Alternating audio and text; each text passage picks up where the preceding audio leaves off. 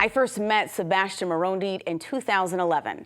I interviewed the president and co-founder of Building Minds in South Sudan about a significant vote in his home country in East Africa that would eventually lead to South Sudan becoming its own nation. Little did I know at the time that one of my first assignments for Need to Know would take me 7,000 miles away to the village of Mayanabun in South Sudan.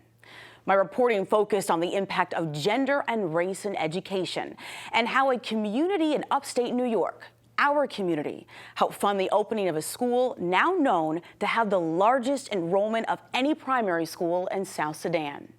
The nonprofit news service Current described the reporting project as an effort to build a bridge between Rochester and South Sudan. And WXXI viewers and listeners called it eye-opening and needed. I asked Sebastian Marondit to join me on my last show for Need to Know to share how things are changing for children in South Sudan and your continued role in that work. And Sebastian, welcome back, and it's great to have you here. Thank you. You have always been someone who seems to welcome news coverage. So whether stories about positive developments with your nonprofit or even stories about the tragedies and hardships taking place in South Sudan.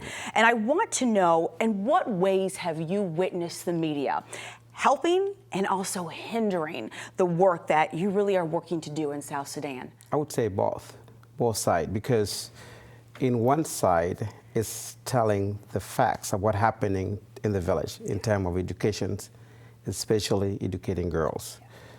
But in the other part, the media seem to be saying things that doesn't exist in the country of South Sudan. So it's both sides, I could say.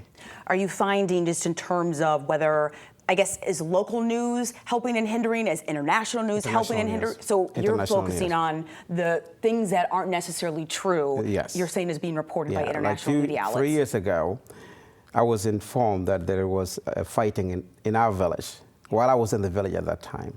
So I had a phone call within the United States asking me what's going on, in which I said, there's nothing. There's no war in the village. Yeah. So sometimes, I don't know how they get the reporters, how they get the news, but sometimes it's not facts, which really is not good. In terms of, because I know these are challenging times in South Sudan. We had Salva Dut here from Water for South Sudan in June, and he was sharing a little bit about that. Are there times when you said sometimes the reporting is not accurate? In what ways then can that negatively trickle down and impact your students, your teachers, your schools, even the projects that you're working to develop? If they could figure out if it happened in one side of South Sudan. South Sudan is a huge country. It's bigger than Kenya or even Uganda.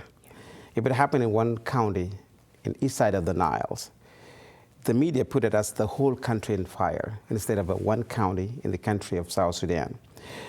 Where we build the schools, the region where we build a school, never had any war since 1994 when I left, after I left the village. Yeah. The last war that reached our village was 1994, about what now, 30 years ago.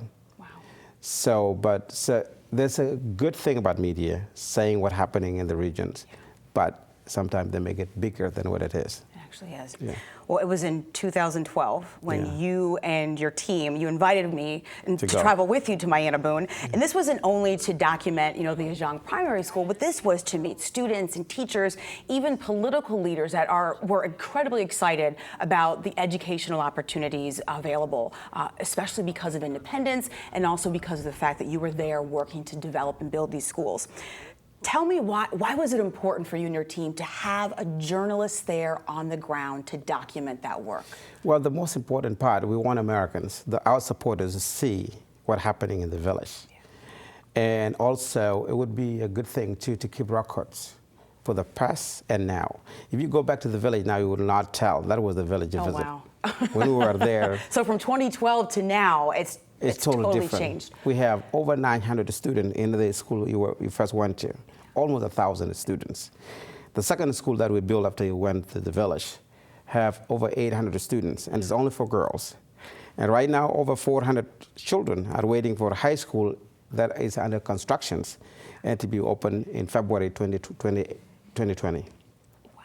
Yeah. And when you were interviewed by Current Magazine about this story, you said to them, it helped tell people in the U.S. the problems with gender and race in our education. People were not aware. Now they see the big picture. What type of feedback did you receive when people became aware of some of the challenges that were taking place that they had never known about before? It come very well because we have a lot of supporters, especially women in the United States and in our country, community here in Rochester, New York. We're getting a lot of support from women. Some women, actually, I never met them in person. They read an article, they're sending checks, and it is helping. We were expecting to finish one school in 40 years. We finished 3 schools within 40 years, which is amazing.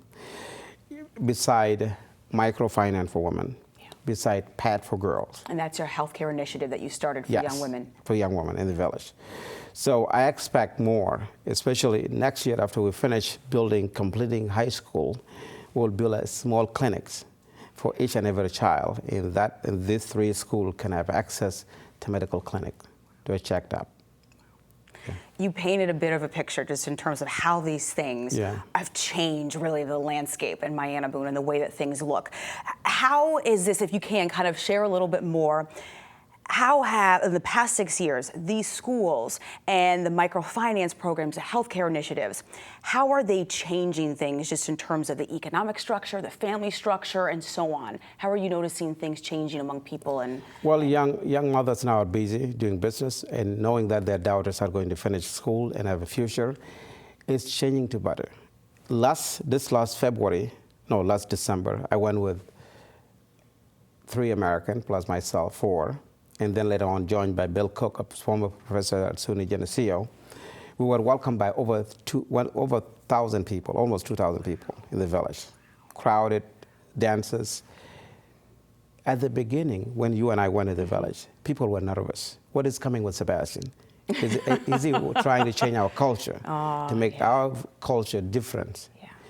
They were worried about why am I interested in educating girls?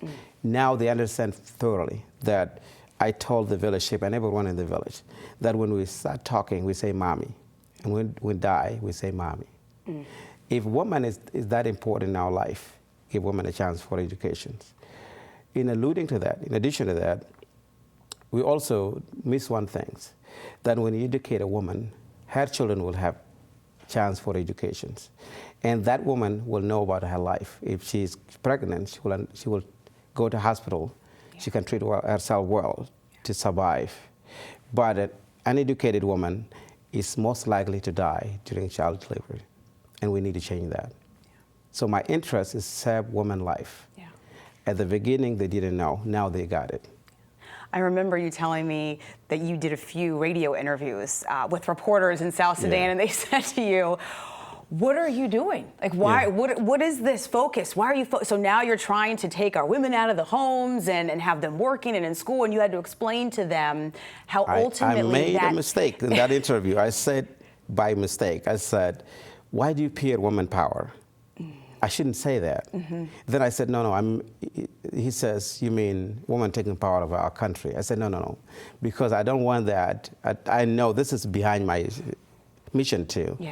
But I wanted to water that down until girls are educated. I told them, no, women power, having education is power, not political power. So at the beginning it was challenging. They were so afraid of what coming with Sebastian from America. Now they are actually talking about women education. They're talking about woman power. They themselves in the village.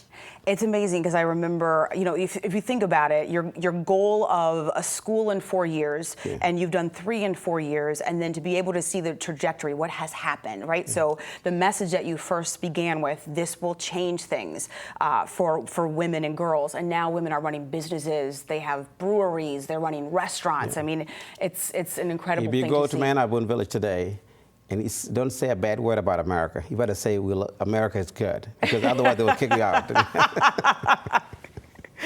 So you mentioned this. You will open the high school, Mayanabun's first high school, and this will happen in 2020, in February. February 15, 2020. Okay, February 15th, 2020. So if I'm not mistaken, some of the students that I interviewed at Ajang Primary School, some who wanted to be accountants, judges, teachers, doctors. Some of those young We'll people will be attending this high school. They're waiting for this high school. Explain why a high school is so significant, because I don't necessarily think everyone may understand. Well, education, if you educate a child to 8th grade, that's not education. And generally, the education stopped at 8th grade there, is that right? Yes. So we wanted to create a 9th grade to 12, so they can, from the village, 1 to 12. And with help from a former professor from SUNY Geneseo, we are going to have a science lab, so they can be trained, and we are going to have a computer lab in the village. Nice. So after they finish from 1 to 12, they will then go to university. If you build only elementary school, there's no future there. They cannot go to college after 8th grade. And I remember you saying previously that education would stop at 8th grade, and then you could go to private school, but it costs. It costs a lot of money. Exactly. Like there's a Catholic high school, and it's very expensive, and they don't have anything. Wow. Now we are creating high school for free for them to go. I remember there are two memories that really stood out for me when I visited with you.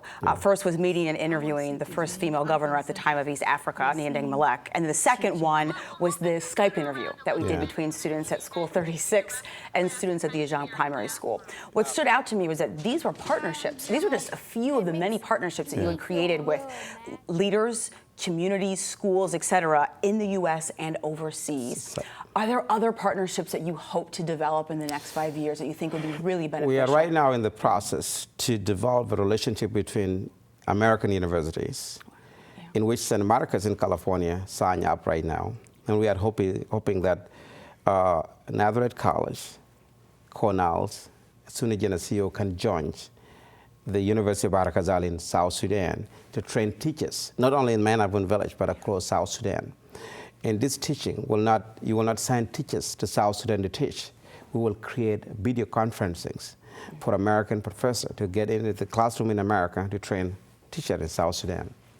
That's through great. Video conferencing, Wonderful. I mean, I know you mentioned that the health clinics, that's something that you really want to do, the smaller health clinics. Is there anything else that you have yet to tackle that you would say, this is also a priority and I want to see this happen? Well, after clinics, I haven't told my board members yet.